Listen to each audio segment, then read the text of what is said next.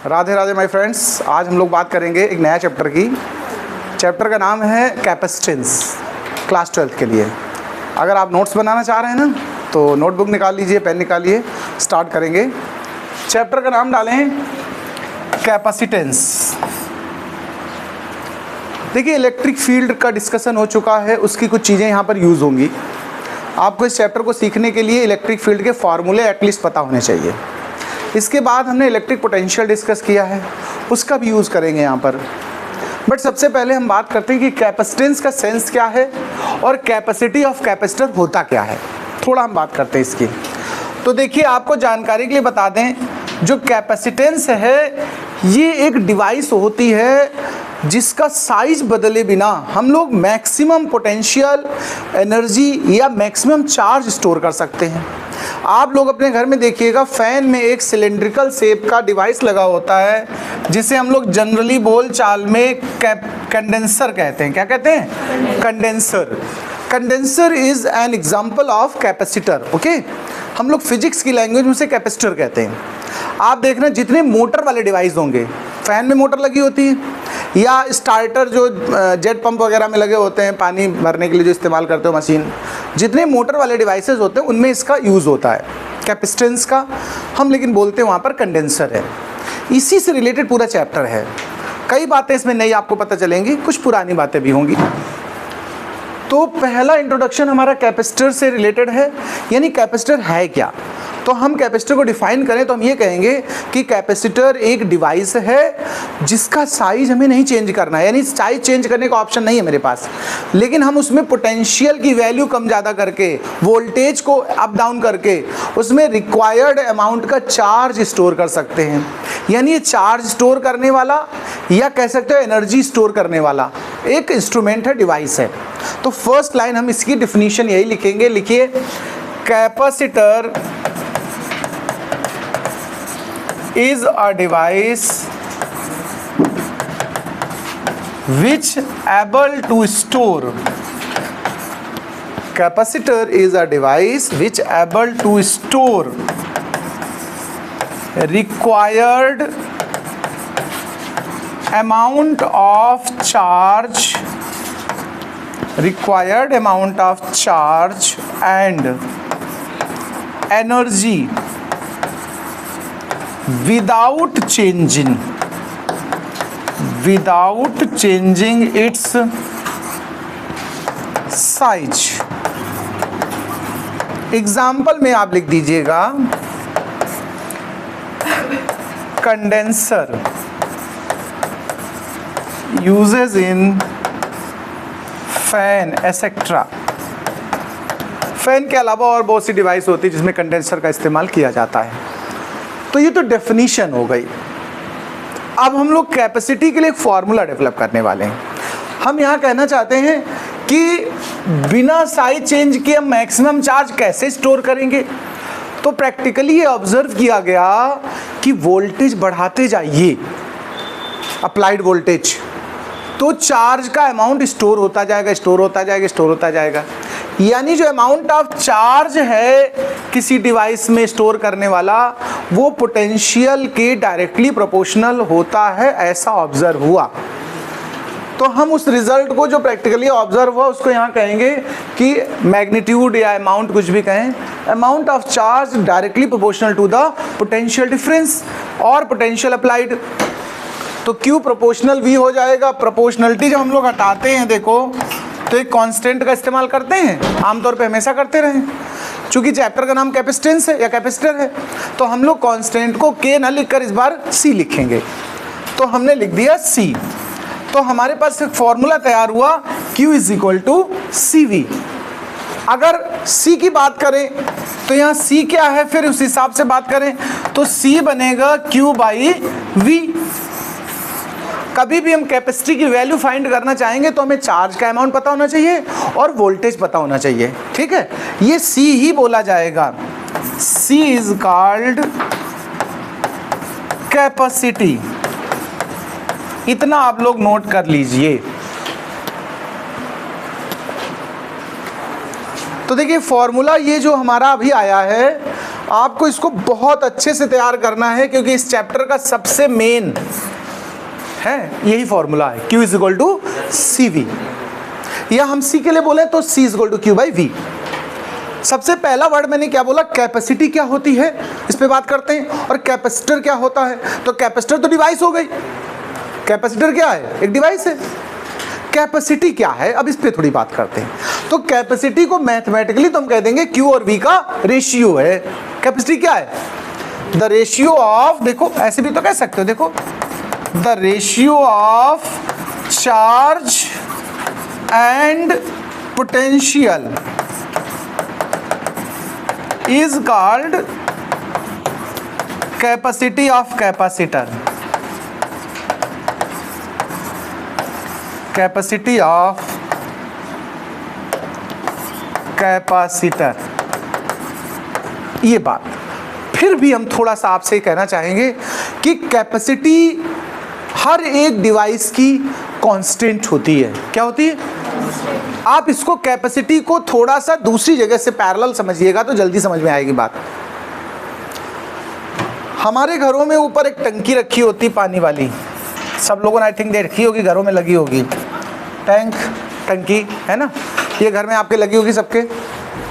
अगर हम पूछें कि टंकी का आपके कैपेसिटी कितनी है, जो घर के मकान के ऊपर छत पे रखे हो, तो किसी के घर में ये 500 लीटर कैपेसिटी का लगा होगा और किसी के हो सकता है 1000 लीटर की भी टंकी लगी हो। एक बात समझना, टंकी की कैपेसिटी क्या उसके अंदर एग्जिस्ट करने वाले वाटर पर डिपेंड करती है क्या? वाटर ना भी हो, एकदम खाली टंकी हो, तो कैपेसिटी तब भी उतनी होगी कि नहीं? कैपेसिटी का वर्ड मतलब होता है वो जितना मैक्सिमम उसके अंदर हम स्टोर कर सकें, वो उसकी कैपेसिटी है। किसी भी टंकी की कैपेसिटी वेरिएबल नहीं हो सकती है, फिक्स होगी। बोलो भाई, अंदर वाटर हो या ना हो तब भी कैपेसिटी होगी कि नहीं? आधी टंकी भरी हो लेकिन कैपेसिटी पूछी जाएगी तो आप 500 ही बोलेंगे ना। वैसे ही किसी भी कंडेंसर की या कैपेसिटर की कैपेसिटी कांस्टेंट रहती है, वो वेरी नहीं कराएंगे हम लोग। वेरी करेगा क्या? जैसे अमाउंट ऑफ वाटर वेरी कर सकता है कि नहीं बताइए? Level of water up down हो सकता है, वाटर लेवल, ठीक है। तो यहाँ पर पैरेलल हम आपको सिखाना चाहते हैं, कैपेसिटी वर्ड का मतलब हमारा वॉल्यूम से है एक तरह से। जैसे टंकी के लिए हम लोग वॉल्यूम यूज करते हैं, वैसे कैपेसिटर के लिए वर्ड यूज किया गया कैपेसिटी। जो वाटर का अमाउंट होता है, अमाउंट ऑफ वाटर, वो यहाँ चार्ज की तरह सोचोगे आप। जब कभी कोई कॉन्सेप्ट कंफ्यूज करे तुम्हें इस चैप्टर का, तब के लिए बता रहा हूँ ना। तुम एग्जाम में लिख मारो टंकी भरी हमारी, वो भर गई, एकदम पानी फैल रहा था तो चार्ज फैल रहा था, ये सबको नहीं करना है। मतलब वाटर को हम ऐसा कंपेयर करें समझने के लिए। जब कोई कॉन्सेप्ट फंसेगा तो हम इस चीज़ से आपको एक्सप्लेन करेंगे। तो जैसे चार्ज स्टोर होता, वैसे इसमें क्या भरते हैं हम लोग? वाटर। जो पोटेंशियल होता है यानी वोल्टेज, जैसे पोटेंशियल लेवल होता है वैसे ही यहाँ पर वाटर लेवल होता है।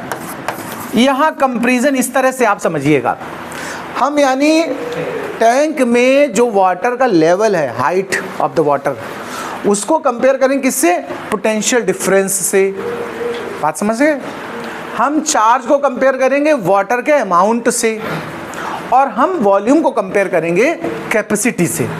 ये हम आपको एक बेसिक कॉन्सेप्ट समझने के लिए बता रहे हैं। हम जब एक्सप्लेन कर रहे होंगे और आप मुझसे क्वेश्चन करोगे, कोई चीज़ जब गड़बड़ करेगी, तो हम इस तरह का एग्जाम्पल लेके सिखाएंगे आपको। फिर वापस आते अपनी जगह। कैपेसिटर क्या था? डिवाइस थी। क्लियर बात? क्या करता है कैपेसिटर? अपने अंदर क्या स्टोर करता है? चार्ज। उससे एनर्जी भी बनेगी, अभी हम आगे एनर्जी भी निकालेंगे कि चार्ज स्टोर होता है, पोटेंशियल होता है तो एनर्जी बन जाती है। यानी वो एनर्जी भी स्टोर करता है और चार्ज भी स्टोर करता है, ऐसा डिवाइस होता है। इसके बाद दूसरा वर्ड आया हमारा कैपेसिटी। क्या है? तो चार्ज स्टोर करने की जो एबिलिटी है उसको मैथमेटिकली हम डिफाइन करते हैं यहाँ पर, तो charge by potential. C is equal to क्या था? Q by V।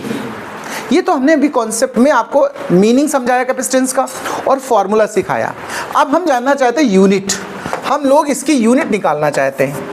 अगर यूनिट ऑफ C पूछा जाए आपसे, सपोज करिए एग्जाम में आ जाए कि भाई कैपेसिटी की या कैपेसिटर के कैपेसिटेंस की यूनिट बता दो मुझे, तो आप यूनिट एक तो यहाँ से देखकर बता पाओगे आसानी से।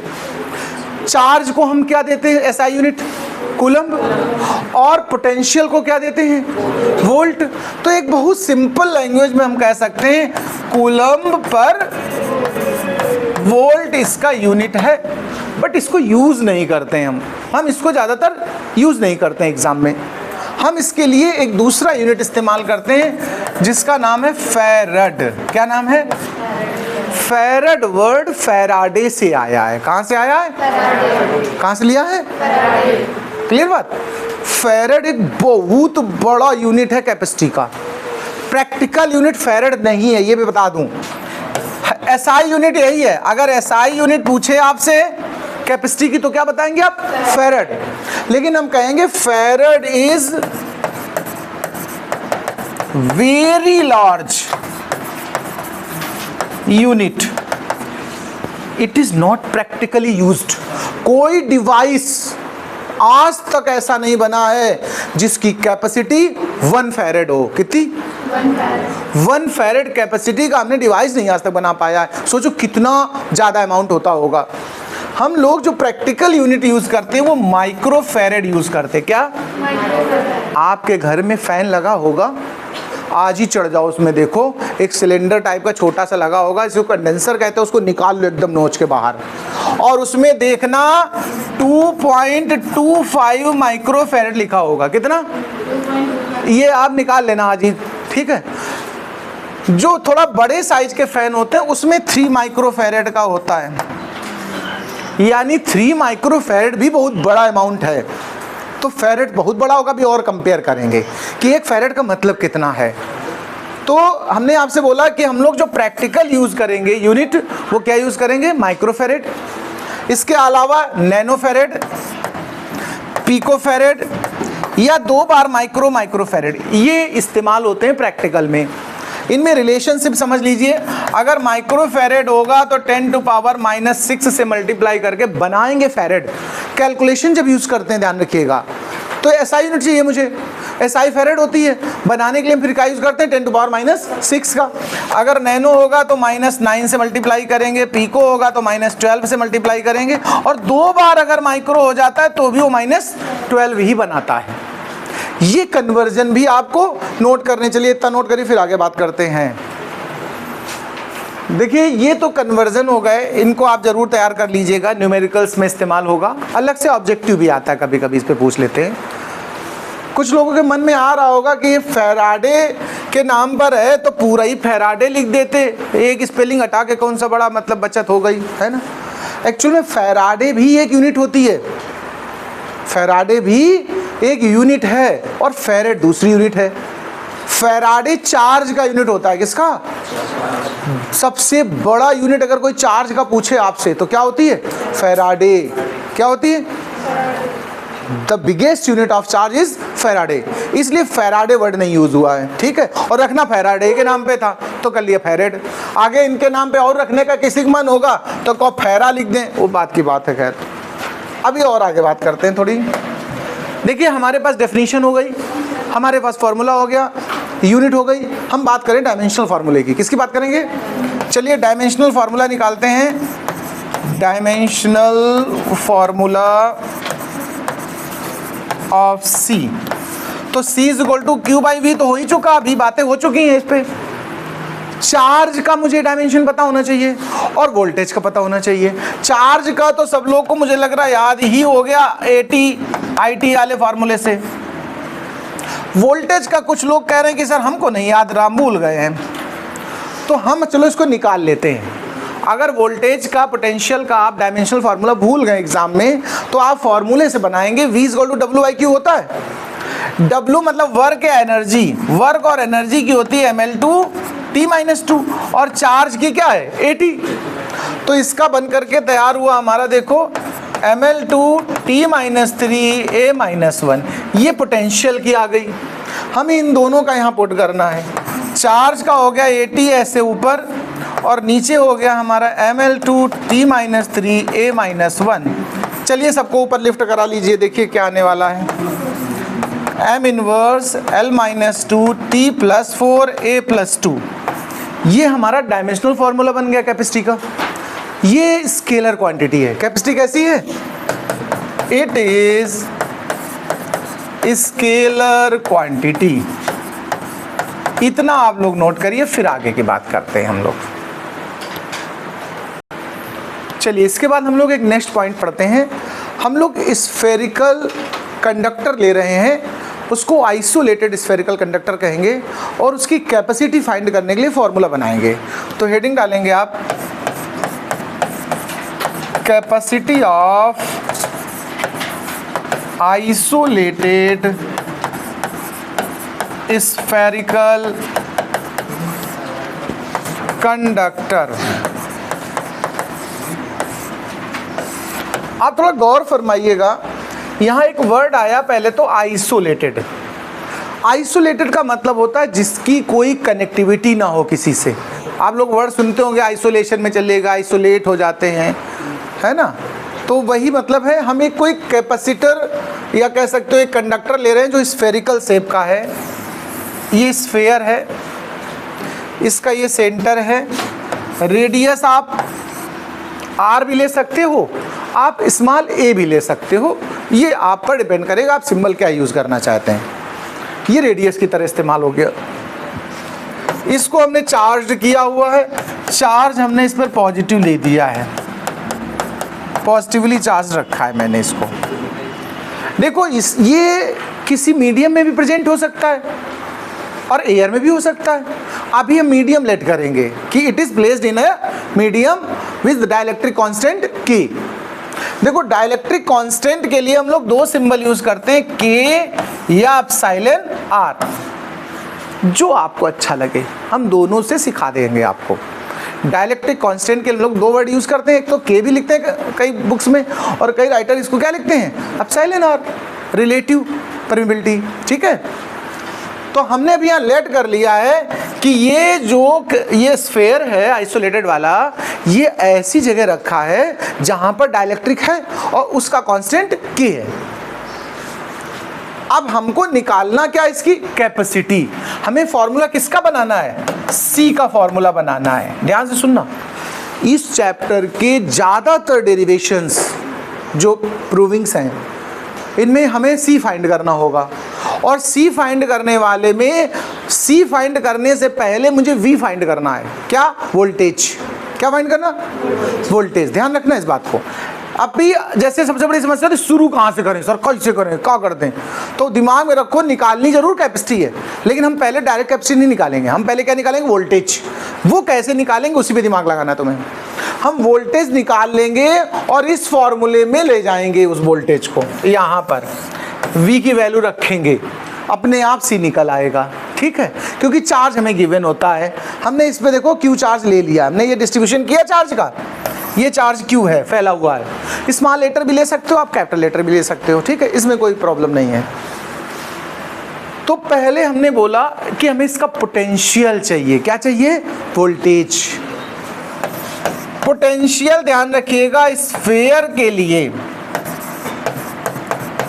पीछे बताया भी है, ना भी बताया हो तो आप ऐसे समझ लो, स्फेयर का पोटेंशियल सरफेस से लेकर सेंटर तक कहीं भी निकालना चाहो पूरे में कांस्टेंट होता है, और वो ऐसा होता है जैसा पॉइंट चार्ज के लिए होता है। यानी पॉइंट चार्ज का फॉर्मूला पोटेंशियल का क्या होता है, के क्यू बाई आर होता है कि नहीं होता, बताओ। यही वाला स्फेयर के लिए यूज हो जाता है। के को हम लोग क्या लिख सकते हैं, अगर हम डाइलेक्ट्रिक कांस्टेंट के साथ लिखें, हम विद डाइलेक्ट्रिक कांस्टेंट ले रहे, ये के हमारा इसको शो कर रहा था। के मतलब होता था 1/4 पाई एप्सिलॉन नॉट, लेकिन अगर मीडियम भी डाल दिया तुमने तो साथ में एप्सिलॉन नॉट के मल्टीप्लाई में क्या आ जाता है, के। अगर इस सिंबल को के की जगह आप एप्सिलॉन आर लेते सपोज करो, तो यहाँ पर क्या इस्तेमाल हो जाता, epsilon not into epsilon R. वो as you wish so you do. फिलहाल हम के इस्तेमाल कर रहे हैं। तो देखो इस के की वैल्यू हो गई 1/4 पाई एप्सिलॉन नॉट के। इसको स्मॉल के लेना तो इसको कैपिटल डाल देना।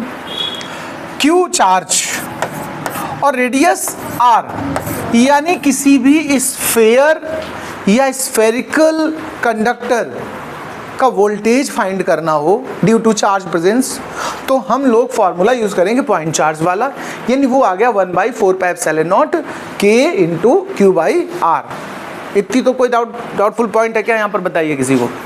के 2 बार आया हो सकता है, कुछ लोग घूर रहे हैं, वो कह रहे यार ये बदतमीजी करो, वहाँ भी के यहाँ भी के, तो एक काम करते हैं यहाँ तो के रहने देते हैं, यहाँ साइलेंट आर कर देते हैं, ठीक है। अब क्लियर, सिंबल दोनों के अलग अलग कर लो, वो के और ये क्या बन गया हमारा एप्सिलॉन आर।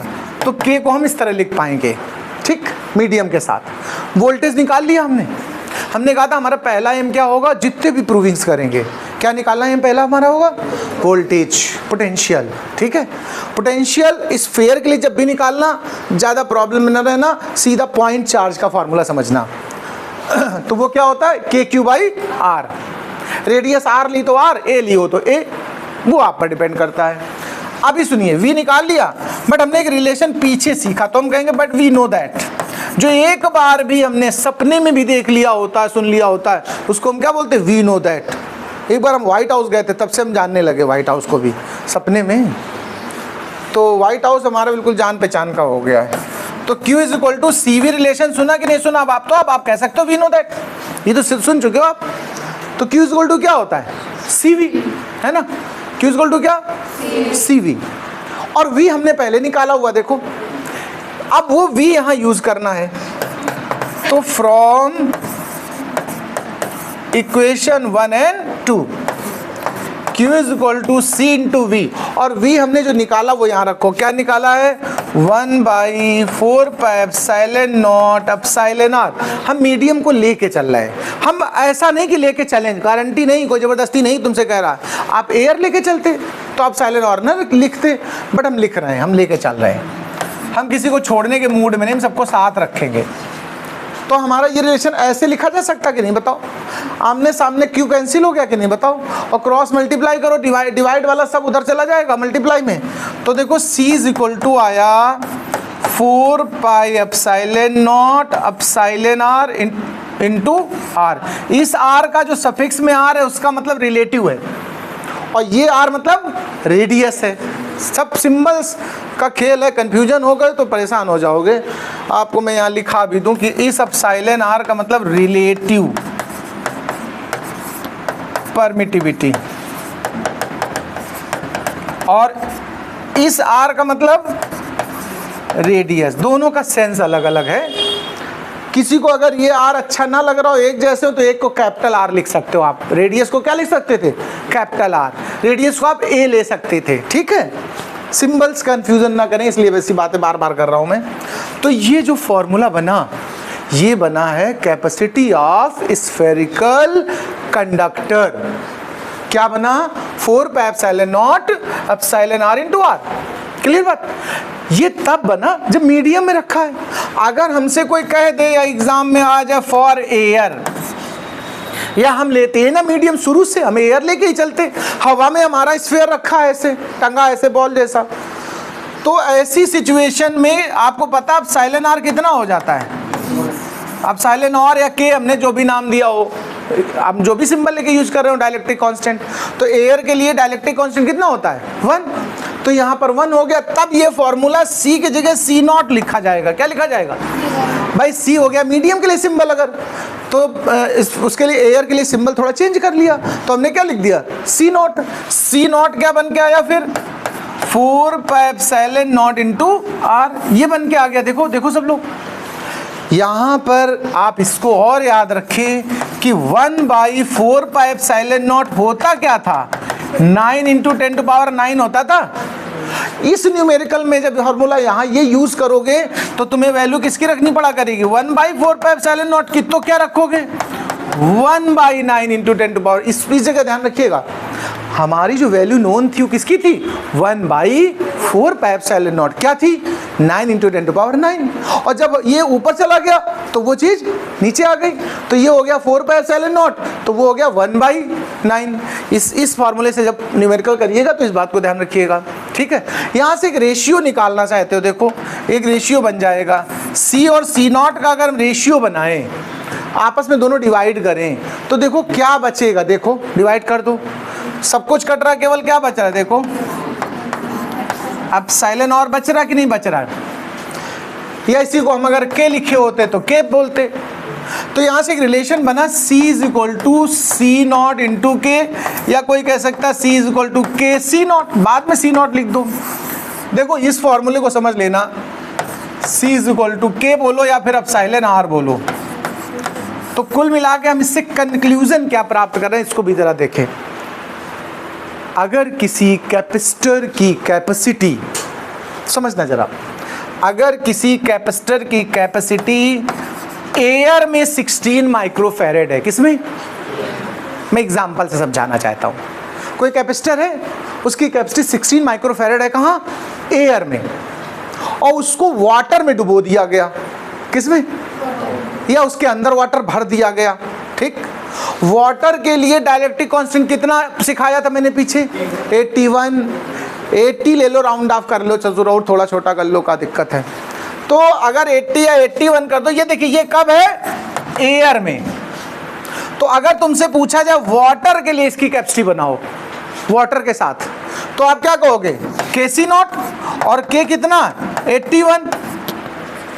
तो कहने का मतलब कोई भी कंडेंसर या कैपेसिटर की कैपेसिटी को अगर इंक्रीज करना है मुझे, तो हम उसके अंदर डाइलेक्ट्रिक भर दें, क्या भर दें, डाइलेक्ट्रिक कौन कौन से होते हैं, हर वो इंसुलेटर होता है जिसको रब करके उसे इलेक्ट्रीफाइड किया जा सकते, घिसने से उस पर चार्ज आ जाए। मोस्टली जितने इंसुलेटर सब में ये प्रॉपर्टी, कुछ ना मिले तुम कागज ऐसे गुड़ी मुड़ी करके भर दो, बढ़ जाएगी कैपेसिटेंस, ठीक है।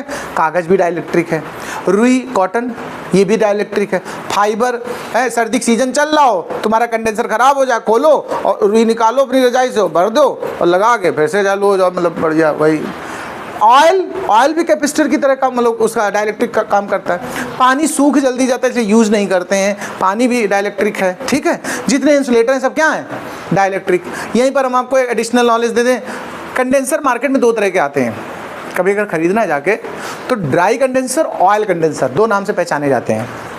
ड्राई वाले में जो डाइलेक्ट्रिक भरा होता है वो ऐसे ही कुछ कॉटन या इस तरह की चीज़ें भरी होती हैं, और जो ऑयल वाला होता है उसमें ऑयल फिल होता है, वो ज़्यादा डाइलेक्ट्रिक कांस्टेंट वाला ऑयल होता है, इसलिए उसकी कैपेसिटी थोड़ी अच्छी होती है और लाइफ टाइम ज़्यादा रहता है, ठीक है।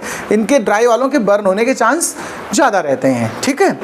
तो रेट में भी डिफरेंस रहता है, लगभग डबल का रेट होता है ऑयली वाले का। तो खैर चलिए इतना नोट करिए, फिर आगे बात करते हैं।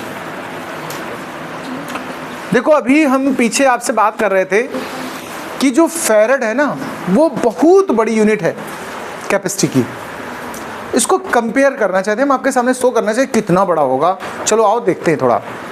हमने एक ऐसा कैपेसिटर इमेजिन किया, या कह सकते हो कंडक्टर इमेजिन किया, स्फेरिकल, जिसकी रेडियस अर्थ की रेडियस के इक्वल है।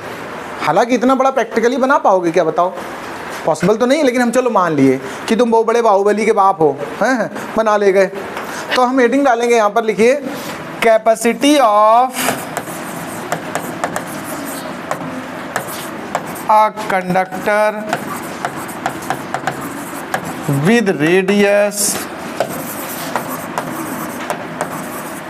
Equals to radius of earth. बहुत बड़ी रेडियस लेकर के हम लोग एक कंडक्टर बनाते हैं और देखते हैं उसकी कैपेसिटी कितनी आती है, उसकी कैपेसिटी को हम कैलकुलेट करेंगे, ठीक है।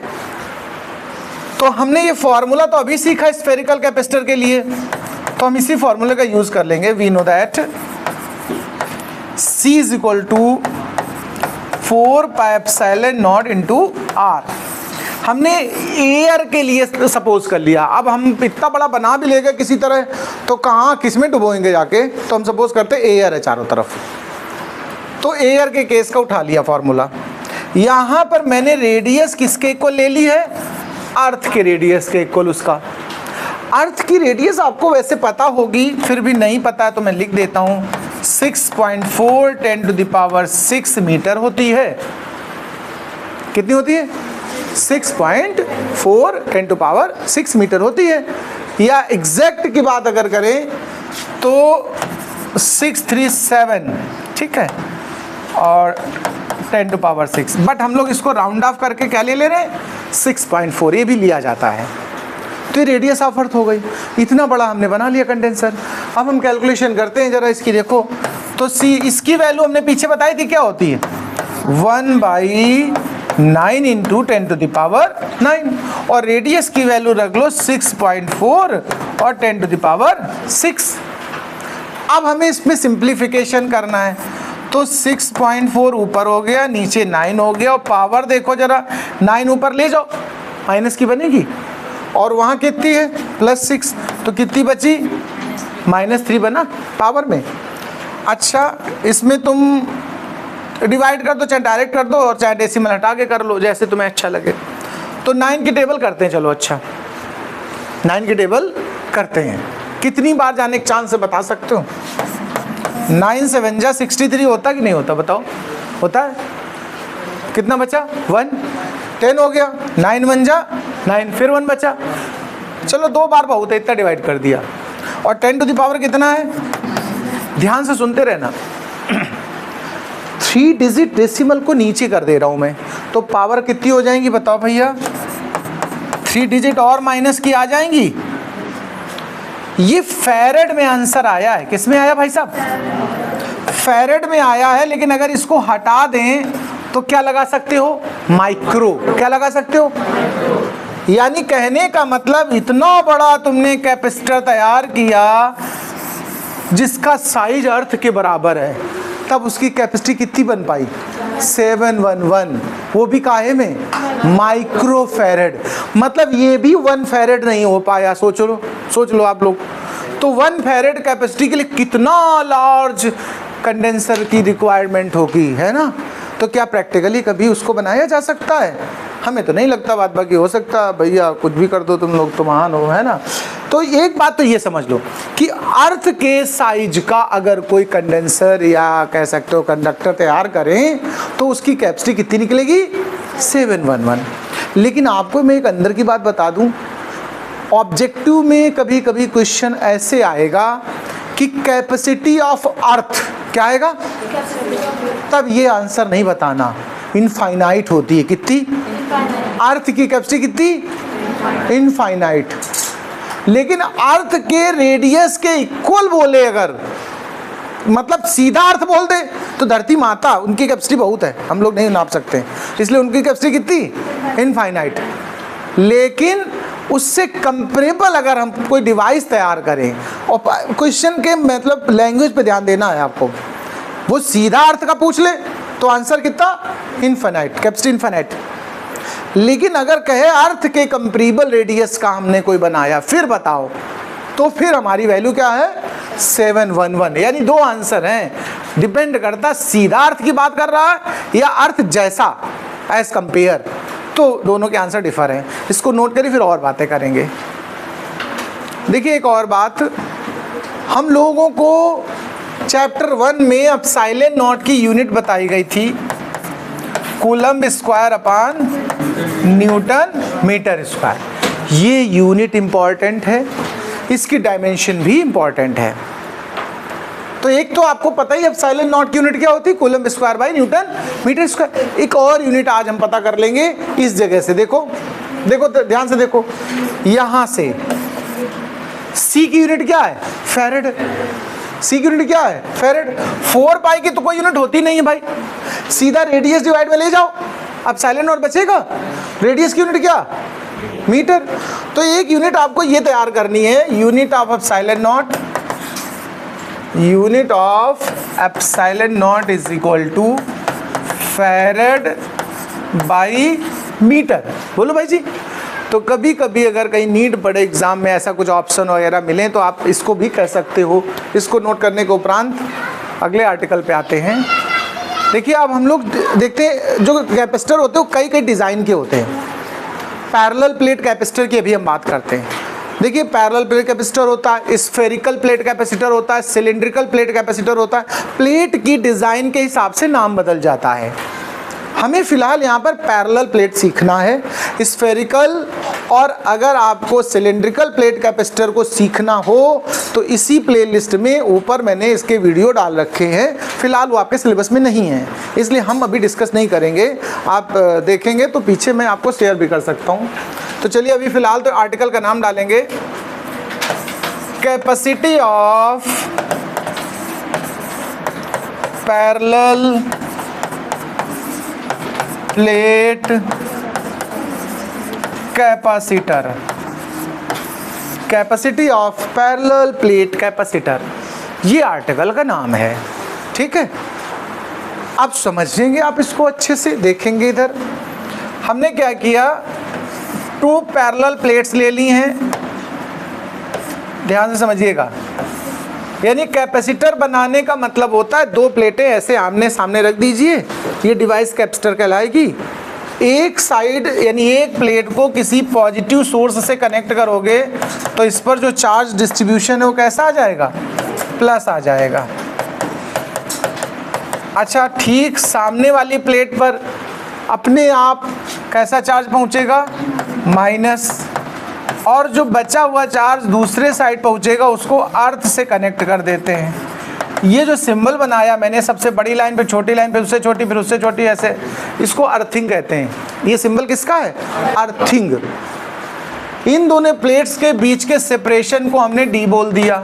एरिया ऑफ प्लेट आप ए बोल दो। ये जो प्लेट्स का एरिया वो कितना है, ए, ऐसे एरिया समझते हो ना, ये ऐसे। इनके बीच में कोई मीडियम हो सकता है और नहीं भी हो सकता है। नहीं होगा तो हम क्या बोलेंगे उसको, एयर, और अगर है तो हमें चाहिए डाइलेक्ट्रिक कांस्टेंट। डाइलेक्ट्रिक कांस्टेंट का सिंबल के भी लिख सकते हो, एप्सिलॉन आर भी लिख सकते हो। हमने दोनों यहाँ दिखा दिए लिख के फिलहाल। अभी हमें कैलकुलेशन किसकी करनी, कैपेसिटी की। किसकी, कैपेसिटी की करनी है। लेकिन हमने पहले से बोला आपसे कि इस चैप्टर में जहाँ जहाँ हमें कैपेसिटी की कैलकुलेशन करनी होगी, डेरिवेशन करना होगा, तो पहले हम किसकी कैलकुलेशन करेंगे, वोल्टेज की। किसकी करेंगे, V हमें चाहिए। V कैसे आएगा, इस पे दिमाग लगाना है तुम्हें, वोल्टेज फाइंड करना। आपको जानकारी होगी, एक रिलेशन था गॉस थ्योरम के एप्लीकेशन में, वहाँ 2 प्लेट्स के इन बिटवीन पॉइंट पर इलेक्ट्रिक फील्ड निकलवाई है। हम कहेंगे we know that the electric field, अभी फील्ड लिख रहा हूं, the electric field in between plates, इसका फॉर्मूला आपको याद होना चाहिए। इज इक्वल टू था sigma by epsilon naught. Is equal to क्या होता था, सिग्मा बाई एप्सिलॉन नॉट। ये तब होता था जब हमने मीडियम एयर लिया था। क्या लिया था, अगर मान लो किसी बच्चे ने कहा कि सर मीडियम हो एयर ना हो, तो फिर यहाँ क्या वेरिएशन आ जाता है, जहाँ भी एप्सिलॉन नॉट होता है अगर मीडियम प्रेजेंट हो जाए तो फार्मूले में चेंज क्या करते हैं, डाइलेक्ट्रिक कांस्टेंट से वहाँ पर मल्टीप्लाई कर देते हैं। तो यानी हमारा अब फार्मूला क्या बन गया, के एप्सिलॉन नॉट। या अगर इसको सिंबल में एप्सिलॉन आर लिखना चाहो वो आप स्वतंत्र हैं, मैंने कहा हम दोनों में कोई भी यूज़ करें। तो E इज इक्वल टू वैसे सिग्मा में एप्सिलॉन नॉट होता है, मीडियम प्रेजेंट है तो क्या बन गया, के एप्सिलॉन नॉट। सिग्मा को बोलते क्या, जरा ध्यान देना, sigma is surface charge density. Formula क्या था, Q बाई ए, ये पीछे पढ़ाया है। अगर चार्ज को कैपिटल लेटर लिखना चाहो तो कैपिटल लिख दो, स्मॉल लिखना चाहो तो स्मॉल। सिग्मा का फार्मूला याद कर लो, गॉस थ्योरम के आसपास ही हमने डिस्कस किया है। 3 तरह की चार्ज डेंसिटी बताई थी। लीनियर को लैम्डा कहते हैं, Q बाई एल होता है। सरफेस को सिग्मा कहते हैं, Q बाई ए होता है। वॉल्यूम चार्ज डेंसिटी को रो से डिनोट करते हैं, Q बाई वी होता है। फिलहाल ये सिग्मा है, तो चलो सिग्मा को यहाँ पुट कर दो, तो इलेक्ट्रिक फील्ड हमारा तैयार होके आया Q बाई के ए एप्सिलॉन नॉट। अभी क्या निकला, इलेक्ट्रिक फील्ड। लेकिन हमें क्या चाहिए, वोल्टेज। हमें क्या चाहिए, वोल्टेज। प्लेट्स के बीच का सेपरेशन D है। हमें कोई रिलेशन ऐसा पढ़ाया गया होगा कि E is equal to V by D, ऐसा कहीं पीछे बताया होगा हमने पोटेंशियल ग्रेडियंट के आसपास, ठीक है। E is equal to V by D, तो मुझे चाहिए V। मेरा एम क्या था, V पता करना, तो V is equal to E D. E D वो वाला ई डी नहीं तो जानते हो ना, एक और ई डी होता है, उसकी बात हम नहीं कर रहे हैं, वो पॉलिटिक्स में चलता है। तो Q बाई, इस E की वैल्यू क्या रख दी, Q बाई के A epsilon not into D. ये हमारा निकल के आया क्या, वोल्टेज। और जब हम V कैलकुलेट कर लेते हैं तो हम एक फॉर्मूला लिखते हैं, वी हैव, कौन सा formula, Q is equal to C V. यहां पर वो वाली v वैल्यू लाके हम लोग रखेंगे। तो कहेंगे फ्रॉम इक्वेशन 1 and 2, वहां से उठाओ v की वैल्यू यहां रख दो। देखो q is equal to c into V. v हमारे पास कितना लिखा है, क्यू डी बाई के ए एप्सिलॉन नॉट। काट डालो, आमने सामने कुछ कट रहा है, बाद बाकी क्रॉस मल्टीप्लाई करो, c को बचाना है केवल। तो देखो ये डिवाइड वाला मल्टीप्लाई, मल्टीप्लाई वाला डिवाइड, तो बनेगा क्या, के ए एप्सिलॉन नॉट अपान में क्या बचेगा, d। ध्यान से सुनिए, ये फॉर्मूला है हमारा capacity of parallel plate capacitor with dielectric, with dielectric. Without dielectric, अगर डाइलेक्ट्रिक ना हो तो C का सिंबल बदल के हम क्या कर देते हैं, C नॉट, और K की वैल्यू कितनी कर देते हैं, 1। तो फॉर्मूला आप देखो क्या बना, A epsilon naught upon D। यहां से भी अगर आप रेशियो बनाना चाहो, देखो C बाई C नॉट, यहां से भी बना सकते हो, C by C not. K आ गया, देखो वही पीछे वाला C इज इक्वल टू के C नॉट, यहां से भी बनाया जा सकता था। ये डाइलेक्ट्रिक कांस्टेंट जब होगा तब फार्मूला यूज करेंगे, और जब एयर होगी तो हम फार्मूला क्या लगेंगे, ये वाला। यहीं पर एक पॉइंट और छोटा सा जान लीजिए, फिर एक साथ लिखने का मौका देंगे। हम जानना ये चाहते हैं कि जो कैपेसिटी होती है कैपेसिटर की या पैरेलल प्लेट कैपेसिटर की, वो किन फैक्टर्स पर डिपेंड करती है। तो हम कहेंगे फैक्टर अफेक्टिंग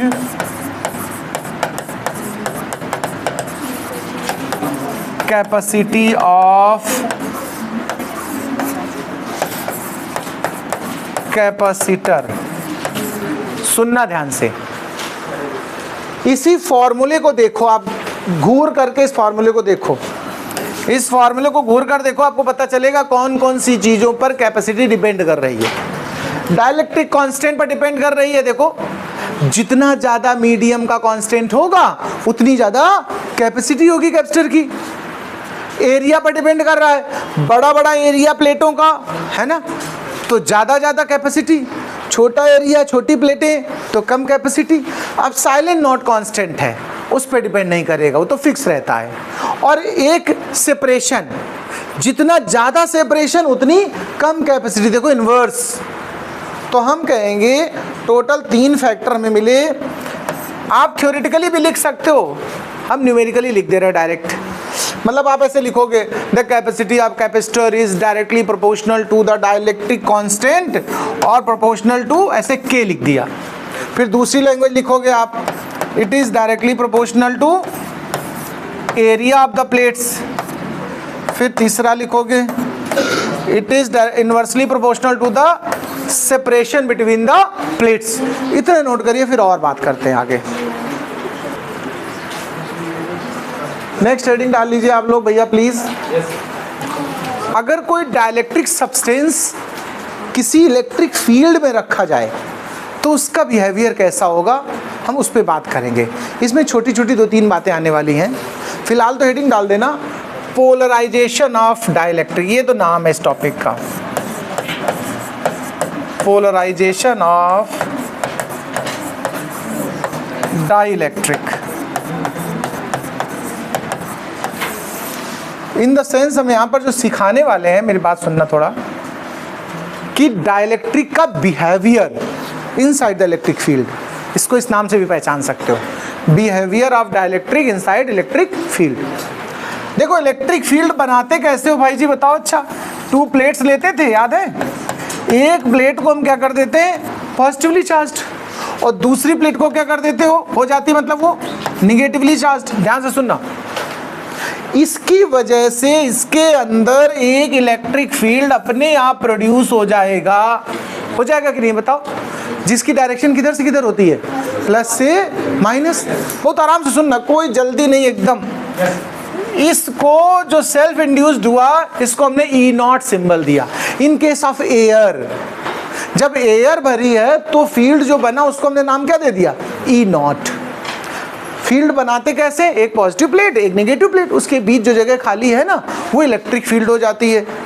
इसकी डायरेक्शन होती है पॉजिटिव प्लेट से नेगेटिव प्लेट की तरफ। अब इस खाली जगह में हम भर रहे हैं कोई डाइलेक्ट्रिक मटेरियल, कांच का टुकड़ा भी रख सकते हो, वो भी डाइलेक्ट्रिक है। मोम, वैक्स, माइका, ठीक है, वो भी भर सकते हो, वो भी डाइलेक्ट्रिक होता है। एक दप्ती लगा दो, दप्ती भी डाइलेक्ट्रिक होती है। कुछ भी मतलब ऐसा, एबोनाइट एक वुड होता है, वो भी डाइलेक्ट्रिक है। तो कोई भी डाइलेक्ट्रिक सब्सटेंस हमने इनके बिटवीन रख दिया। ध्यान से सुनना मेरी बात को, क्योंकि अगर आपस में बात करते रहोगे ना तो मेरी बात करने कोई फायदा नहीं, और आपस में बात करनी तो घर बैठ के कर लो, यहाँ बात करने आए हैं। तो चलिए यहाँ पर थोड़ा सा एक बात बता दें, अगर ये डाइलेक्ट्रिक मीडियम में ना होता, पहले मैं उस पर बात करता हूँ। विदाउट मीडियम डाइलेक्ट्रिक होते हैं इंसुलेटर, ये चार्ज नहीं होते हैं, ये न्यूट्रल होते हैं। न्यूट्रल का मतलब जितना पॉजिटिव उतना नेगेटिव, यानी इनमें जो चार्ज डिस्ट्रीब्यूशन होता है वो रैंडम ऐसा होता है कि नेट बनाते हैं वो हमेशा जीरो। ऐसा इसका बिहेवियर है, ध्यान रखना, विदाउट फील्ड। अभी यहाँ फील्ड नहीं यूज की मैंने, ये डाइलेक्ट्रिक स्लैब है, कोई टुकड़ा है, पट्टी है, और इसमें ऐसे चार्ज फैले हैं। नेट चार्ज कभी भी निकालोगे तो क्या आएगा? जीरो। नेट चार्ज कम ज़्यादा नहीं होगा कभी। इसी को उठा करके यहाँ पुट कर दिया, जैसे ही यहाँ रखोगे रीअरेंजमेंट ऑफ चार्ज हो जाएगा। क्यों हो जाएगा? ये प्लेट कैसी है तो किसको खींचेगी? नेगेटिव को खींच लेगी। तो जितने भी एटम होंगे, एटम उसमें पॉजिटिव नेगेटिव दोनों चार्ज होते कि नहीं होते बताओ? तो जितने उसके नेगेटिव हैं सब इधर को मूव कर जाएंगे और पॉजिटिव सब उधर को। जैसे किसी पर्टिकुलर एक सिंगल एटम पे हमने ऑब्जर्वेशन किया, ध्यान देना, उसका नेगेटिव इस साइड आ गया और पॉजिटिव इस साइड हो गया। हर एटम के साथ ऐसा ही होगा। अगर इसके बाद बगल वाला दूसरा एटम चेक करो, उसका भी नेगेटिव इधर होगा और पॉजिटिव उधर। तो लास्ट एटम जो होगा उसका इस तरफ क्या होगा? नेगेटिव, और उस तरफ क्या होगा? पॉजिटिव। गौर करिए, हम सिर्फ इस तरफ के एक एटम को ऑब्जर्व कर रहे हैं और उस तरफ किनारे वाले को, बीच वालों को हम ऑब्जर्वेशन में नहीं ले रहे हैं।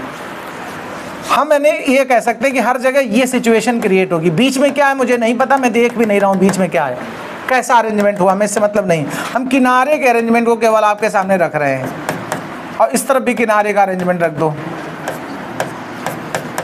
आप बताओ इस बात से सहमत हो कि ऐसा अरेंजमेंट तैयार होगा?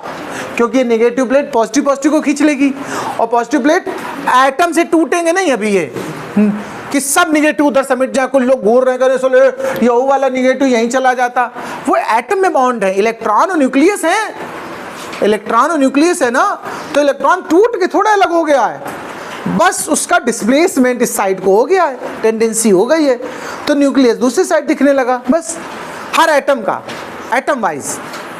आगे टूटेंगे भी, टूट फूट की बातें भी करूंगा मैं, अभी थोड़ी देर बात करूंगा। अभी पहले ऐसे सिंपल बातें हो जाए, शुरू में तोड़ फोड़ दो, बाद में करोगे का, तो अभी नहीं तोड़ेंगे हैं।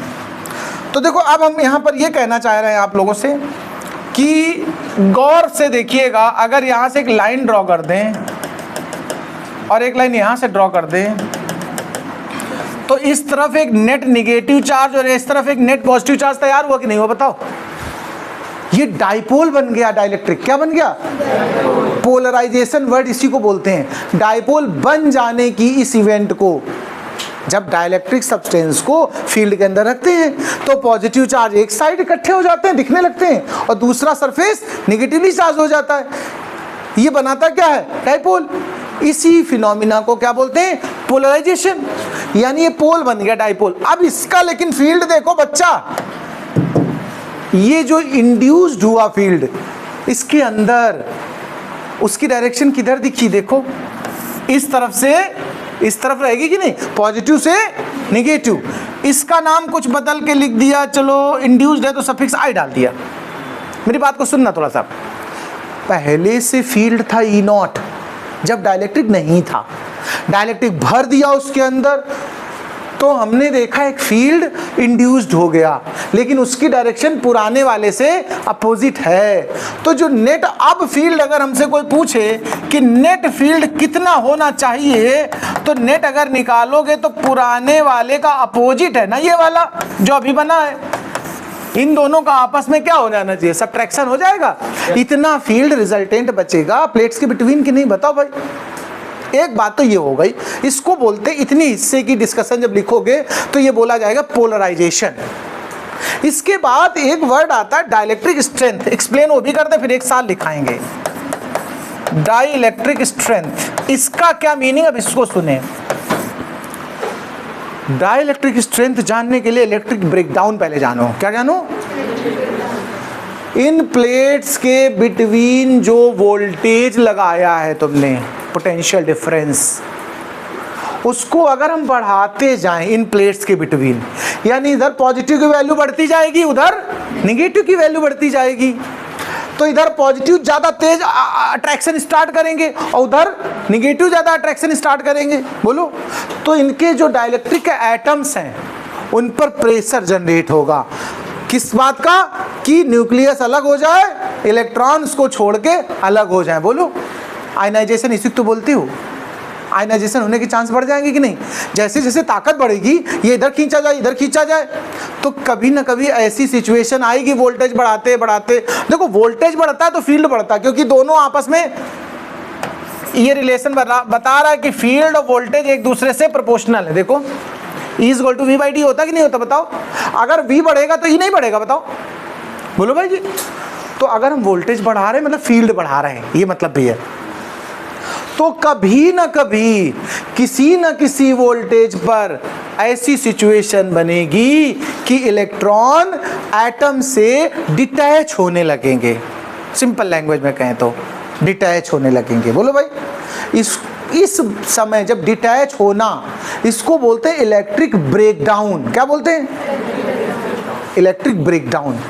और जब तक ब्रेकडाउन नहीं हुआ, यानी उतना वोल्टेज वो डाइलेक्ट्रिक मटेरियल सहन कर गया कि नहीं? बताओ, उसने टॉलरेट कर दिया कि नहीं? यानी जब तक ब्रेकडाउन ना हो तब तक वो सहन कर रहा है ना। हम तुमको उल्टा सीधा बके और तुम सुनते रहो तो क्या कर रहे हो? तुम टॉलरेट कर रहे हो। कृष्ण भगवान ने 100 गालियां माफ की थी, कितनी? यानी उनका इलेक्ट्रिक ब्रेकडाउन कितना था? 100 फाउल लैंग्वेज, है ना। और 101 में धड़ाम से सर ब्रेकडाउन हो गया, फिर सामने वाले का हो गया ब्रेकडाउन, है ना, गर्दन अलग हो गई। कहने का सीधा मतलब है कि जितनी इलेक्ट्रिक फील्ड को कोई डाइलेक्ट्रिक मटेरियल बियर अप कर दे, टॉलरेट कर सके, वो अमाउंट ऑफ इलेक्ट्रिक फील्ड या वोल्टेज, जो बोलना चाहो, दोनों वर्ड एक ही जैसी बातें करेंगे, एक ही चीज को शो कर रहे हैं, वो कहलाता है उसका स्ट्रेंथ। क्या कहलाता है? इसकी डेफिनेशन आती है, किसकी? डाइलेक्ट्रिक स्ट्रेंथ की डेफिनेशन आती है। इसमें दो टॉपिक अक्सर पूछे जाते हैं छोटे छोटे क्वेश्चंस में, एक पोलराइजेशन ऑफ डाइलेक्ट्रिक और एक डाइलेक्ट्रिक स्ट्रेंथ। बट हमें पूरी चीज़ एक साथ दिखानी है, फिर जैसा है वैसा तुम आंसर कर देना। तो चलिए हम लोग बात करेंगे। पहले तुम डायग्राम बना लो, ये बना लो, ये बना लो, यहाँ लिख देना विदाउट फील्ड। ये कब का डायग्राम है? विदाउट फील्ड, ये डाइलेक्ट्रिक है। और ये इनसाइड फील्ड, इनसाइड फील्ड। ये दोनों डायग्राम जरा बनाओ, फिर हम आगे बताते हैं।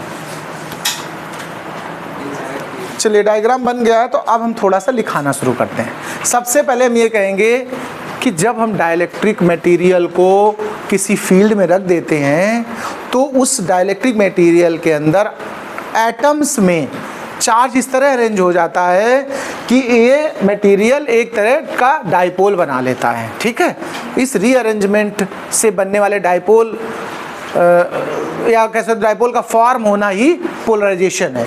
तो लिखिए जरा, when a dielectric material, या स्लैब भी लिख सकते हो, when a dielectric material placed inside external field, then charges of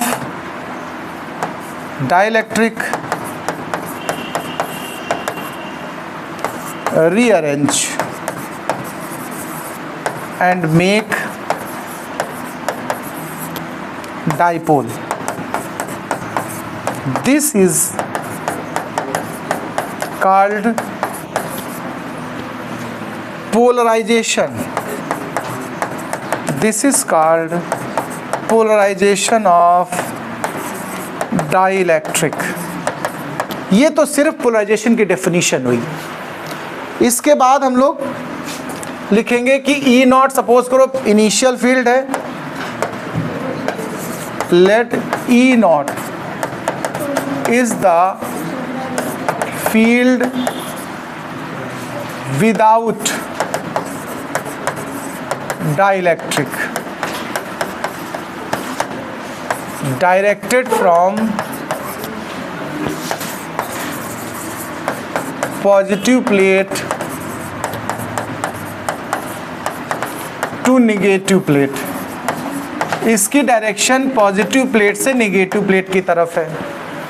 अब हम कहेंगे कि डाइलेक्ट्रिक रख दिया, तो डाइलेक्ट्रिक के अंदर जो फील्ड बना उसे EI नाम दिया, तो हम कहेंगे electric field induces inside the dielectric is EI, which is directed opposite to E not. देखिए EI की जो डायरेक्शन थी वो E नॉट के अपोजिट थी। तब आप लिखेंगे नेट फील्ड। इस लाइन के बाद आप लिखेंगे नेट फील्ड।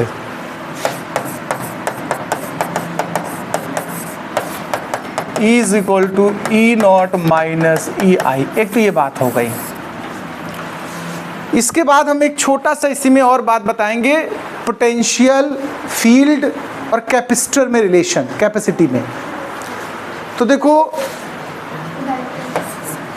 E और V तो प्रोपोर्शनल होते हैं, तो अगर हम कहें E और E नॉट का रेशियो तो इक्वल होगा V और V नॉट के रेशियो के। इसमें तो कोई डाउट है नहीं, ये तो आप जान ही गए बात कि ये दोनों आपस में एक जैसे चलते हैं। ध्यान देना प्लीज, E होता जो भी, या E नॉट हो विदाउट एयर और विद एयर, या विदाउट डाइलेक्ट्रिक विद डाइलेक्ट्रिक, तो हम लोग उनके लिए सिंबल E और E नॉट इस्तेमाल करते हैं। E कब होता है, E और V कब इस्तेमाल करते हो, जब डाइलेक्ट्रिक रख दिया हो। और E नॉट V नॉट कब यूज करते हो, जब एयर हो। तो इनमें अगर हम रेशियो पूछें आपसे तो सिमिलर रहेगा, जो E का रेशियो होगा वही V से बनेगा। क्यों, क्योंकि E is equal to V by D होता है यहाँ, और ये E नॉट होगा V नॉट बाई डी, और डी कैंसिल हो जाएगा। इस रिलेशन से तो कोई डाउट नहीं है किसी को, बताओ भाई। इसको लेकिन हम कैपेसिटी से रिलेट करना चाहते हैं, C से। एक रिलेशन होता है Q is equal to CV, होता कि नहीं होता बताओ। तो Q नॉट अगर कहें, ध्यान देना, चार्ज तो कम ज़्यादा हुआ नहीं, क्योंकि डाइलेक्ट्रिक का नेट चार्ज हमेशा कितना होता है, 0। तो जो प्लेट्स में पहले चार्ज था वही तो बाद में भी रहेगा, पूरे सिस्टम का नेट चार्ज तो उतना ही रहेगा। तो हम Q वेरी नहीं कराएंगे, ध्यान देना। हम एक बार कहेंगे Q is equal to C naught V naught. ऐसे समझना जरा, एयर के मामले में ये फॉर्मूला ऐसे लिखा जाएगा, और मीडियम के मामले में हम लोग क्या कहेंगे इसको, CV। तो जरा इसका रेशियो करो, तो हम यहाँ ये कह सकते हैं कि देखो ध्यान देना, C naught V naught is equal to CV बने, क्योंकि ये कैंसिल होकर क्या हो गया, 1। यहाँ से हम नॉट का रेशियो प्राप्त करना चाहते हैं। देखो V बाई V नॉट, देखो क्या बनने वाला है, V बाई V नॉट निकालोगे तो C नॉट बाई C आया। देखो ध्यान से, कैपेसिटेंस के लिए रिलेशन वोल्टेज के हिसाब से अपोजिट है। तो कभी किसी न्यूमेरिकल में अगर नीड पड़ेगी, ध्यान देना, तो हम इस रिश्तेदारी का इस्तेमाल करेंगे, E बाई E नॉट या V by V naught is equal to C naught by C। ये एक छोटा सा फॉर्मूले की तरह आप लोग यूज करेंगे, ये कुछ न्यूमेरिकल्स में हमें हेल्प करेगा। ये इसी के हिस्से का है, इसलिए बता दिया इसके साथ साथ। लेकिन हमें अभी और एक चीज़ करनी है, ये तो नोट कर लोगे, तुम लोग मौका देंगे नोट करने का। अभी और थोड़ी सी बात सुन लो। अब हम यहाँ 2 टर्म डिफाइन करने वाले हैं, इलेक्ट्रिक ब्रेकडाउन और डाइलेक्ट्रिक स्ट्रेंथ। तो पहले इलेक्ट्रिक ब्रेकडाउन डिफाइन करते हैं। पहले क्या डिफाइन करते हैं, इलेक्ट्रिक ब्रेकडाउन। मैंने अभी बताया है, आपको दोबारा एक्सप्लेन कर देता हूँ।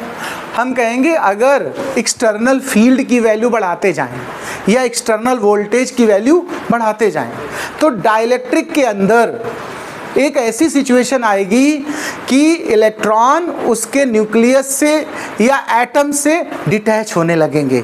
बोलो, उस कंडीशन को बोलते हैं इलेक्ट्रिक ब्रेकडाउन। और उस समय जो पोटेंशियल अप्लाई किया गया है या फील्ड अप्लाई किया गया है उसे क्या कहेंगे, डाइलेक्ट्रिक स्ट्रेंथ। क्लियर बात। तो चलिए इलेक्ट्रिक ब्रेकडाउन की डेफिनेशन लिखते, लिखिए, इफ अप्लाइड फील्ड और ब्रैकेट में लिख देना पोटेंशियल। एक ही बात है, दोनों में कुछ भी यूज हो सकता है, दोनों के लिए हम इस्तेमाल कर रहे हैं वर्ड। तो हम कहेंगे इफ अप्लाइड पोटेंशियल या applied field increases then increases continuously कर दो,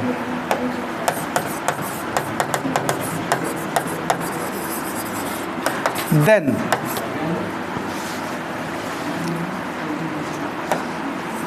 after some time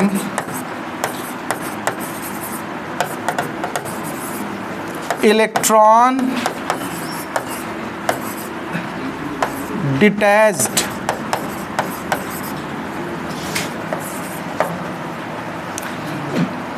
या हाँ ठीक है, after some time electron detached from atom, this event is called electric breakdown।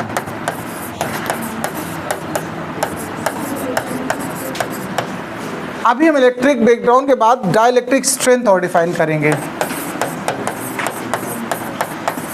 Dielectric strength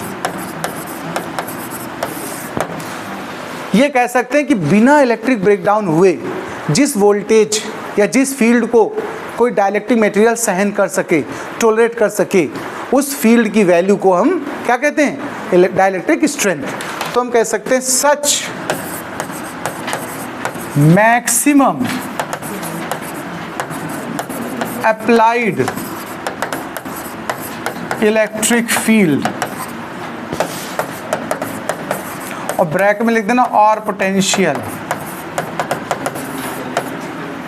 up to which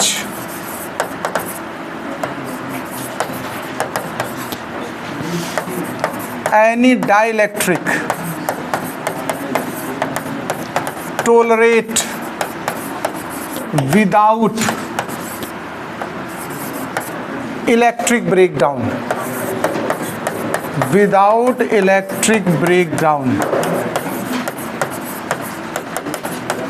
is called dielectric strength।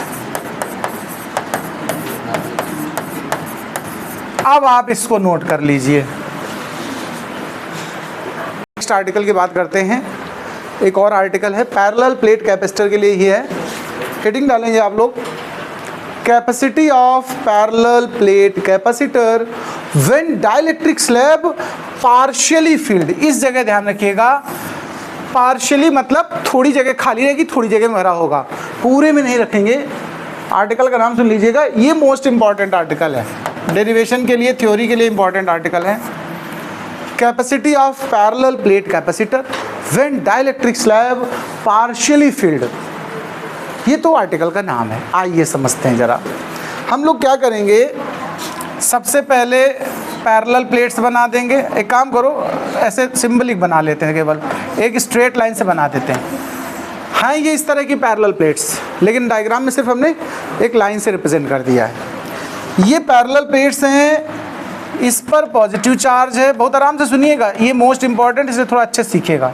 तो इस पर अपने आप चार्ज आ जाएगा निगेटिव, बाहर से हम लोग अर्थिंग से कनेक्ट कर देते हैं, इस तरफ हम लोग किसी पॉजिटिव सोर्स से कनेक्ट करते हैं, जिस वजह से ये प्लेट पॉजिटिव चार्ज होती है। इतने हिस्से को बोलते हैं पैरेलल प्लेट कैपेसिटर, पीछे बता चुका हूँ मैं इसमें। लेकिन हमें इस बार पूरे में मटेरियल नहीं भरना है, डाइलेक्ट्रिक नहीं भरना है, और ना पूरा खाली रखना है, हमें पार्शियली फील्ड करना है। पार्शियली फील्ड का मतलब क्या है कि थोड़ी जगह में मटेरियल होगा और थोड़ी जगह खाली रहेगी, जिसमें क्या होगा, एयर होगी। ध्यान से सुनना, ये कोई मटेरियल है जिसका डाइलेक्ट्रिक कांस्टेंट K है, और ये जो जगह खाली खाली दिख रही है, यहाँ क्या भरा हुआ है, एयर। एक एक बात को ध्यान से सुनिए, जैसे इतनी बड़ी प्लेट है ऐसे आमने सामने, और इसमें छोटा सा ऐसे एक टुकड़ा रख दिया लकड़ी का बीच में, तो जो मटेरियल भरा उसकी भी कोई थिकनेस होगी कि नहीं होगी?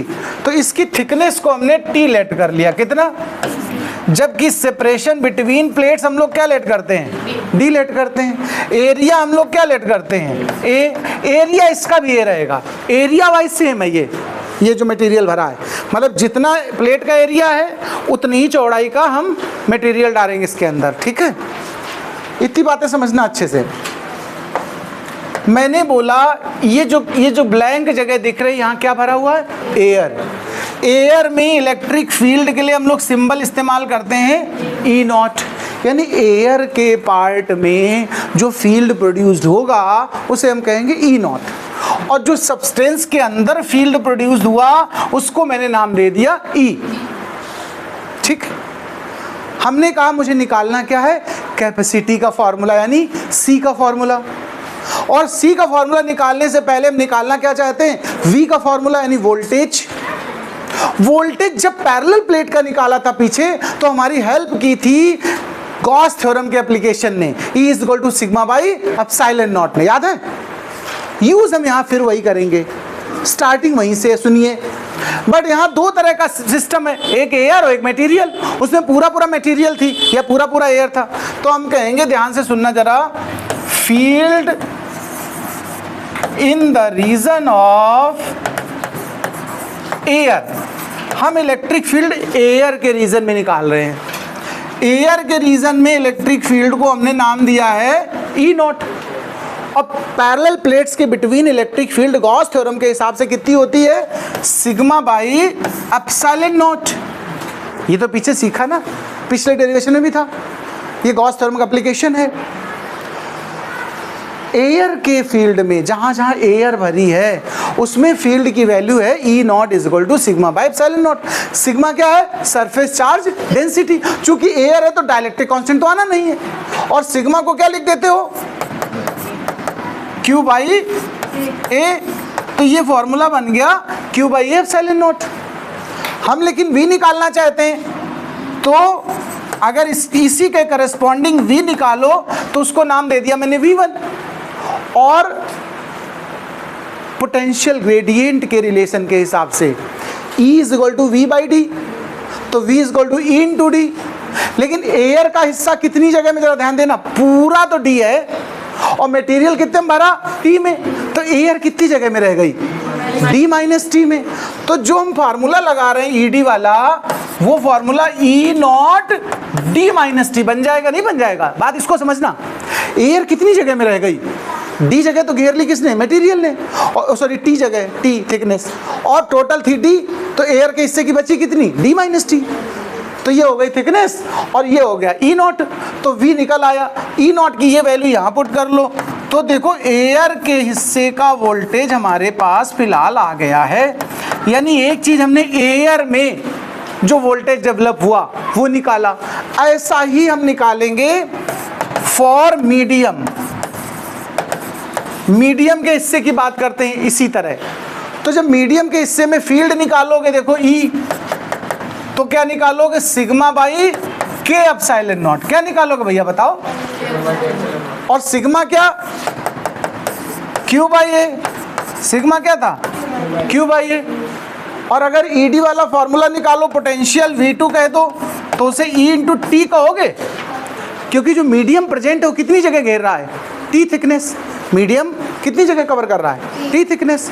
तो E इंटू टी, जैसे यहाँ था देखो E not D minus T air, तो मीडियम हो गया E T, और E क्या निकला अभी इस समय? Q बाई के एप्सिलॉन नॉट इंटू टी बन गया। ये दो निकल आए तुम्हारे।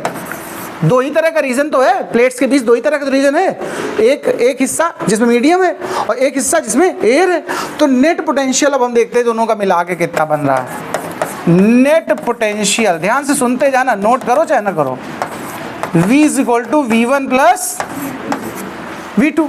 V1 की वैल्यू हमारी अभी जो पीछे निकली है वो रखेंगे। वो कितनी निकली देखो? Q D minus T upon A epsilon not. Q D minus T upon K A epsilon not क्यों भाई। और ये V2 अभी क्या निकाला, Q इंटू टी बाई, ओह उसमें के नहीं था, अच्छा वो एयर का था, इसमें के है, के एप्सिलॉन नॉट। बताओ अच्छा, ये V1 और V2 दोनों की वैल्यू हमने यहाँ पुट की है। V1 की क्या है, Q D minus T upon A epsilon not, और V2 क्या हमारा है, देखो V2 हमारा देखो क्यू टी बाई के एप्सिलॉन नॉट। इनको हम लोग यहाँ पुट करेंगे, जो कॉमन है उसको कॉमन ले लो। देखो कॉमन हमारे पास Q है और ए एप्सिलॉन नॉट है। अब क्या बचा यहाँ देखो, D minus T plus T by के। ध्यान से सुनना जरा, ये वोल्टेज निकल आया। हम जब वोल्टेज निकाल लेते हैं तो हम क्या फॉर्मूला लगाते हैं, बताओ क्या लगाते हैं, but Q is equal to CV। ये जो थर्ड इक्वेशन में V निकाला होता है वो यहाँ रखना है कि नहीं रखना, बताओ। तो from equation 3 and 4, from equation 3 and 4 चलिए रखते हैं। तो Q is equal to C और V की जो वैल्यू अभी निकाली तुम लोगों ने, Q by A epsilon not, Q by A epsilon not in bracket D minus T plus T by के। देखो ध्यान से देखो, ये वैल्यू रखी है D minus T plus T by के। दोनों साइड से Q कैंसिल आउट हो गए, देखो Q से Q कैंसिल। C की वैल्यू चाहिए, ए एप्सिलॉन नॉट इधर आएगा, न्यूमरेटर बन जाएगा, और ये पूरा ब्रैकेट चला जाएगा डिनोमिनेटर में। तो रिलेशन बना C is equal to A epsilon naught upon D minus T plus T by K. ये हमारा निकल आया capacity of capacitor, parallel plate capacitor when the dielectric slab is partially filled. जब हल्का भरा है, आधा भरा है, कम भरा है। लेकिन अभी और बातें बाकी हैं, सुनिए, अभी पिक्चर बाकी है मेरे दोस्त, बस सुनते रहो खाली। अगर पार्शियल फील्ड है तो ये रिजल्ट आया। अच्छा, रिजल्ट के बाद यूनिट हमेशा लिखा करिए, जब भी डेरिवेशन करें आप तो लास्ट में यूनिट जरूर लिखें। इसी से हम वो पुराने केस लाना चाहते हैं। सपोज करो ये जो टी थिकनेस वाला था, टी वाला पूरे में भरा होता अगर, तो देखो व्हेन, अब केस वाइज बात करते हैं। Case first, when dielectric fully filled, when dielectric fully filled, पूरी तरह अगर फिल किया, ध्यान से सुनना प्लीज, तो डी जो होगा, टी सीधा सीधा क्या बन जाएगा बताओ। अगर पूरे में डायरेक्टिव फैला दोगे तो टी वास्तव में किसके इक्वल होगा, डी, तभी तो पूरे में भर पाएगा। तो इस फॉर्मूले में जहां पर टी आया उसको हम क्या लिख दें, डी। देखो जहां टी आया वहां डी रखो, यहाँ डी रखा, यहाँ डी रखा, तो ये डी से डी कैंसिल, ये डी अपान के है तो के सबसे ऊपर चला जाएगा कि नहीं बताओ। तो relation C is equal to क्या बना, K A epsilon naught upon D. याद करो जो पहले हमने आर्टिकल कराया है capacity of parallel plate capacitor, उसमें यही तो रिजल्ट था, K A epsilon naught upon D. अगर कोई बच्चा कहते कि सर हटा देते, बाहर निकाल देते इस मटेरियल को पूरे को, तब तुम बताओ क्या होगा भाई।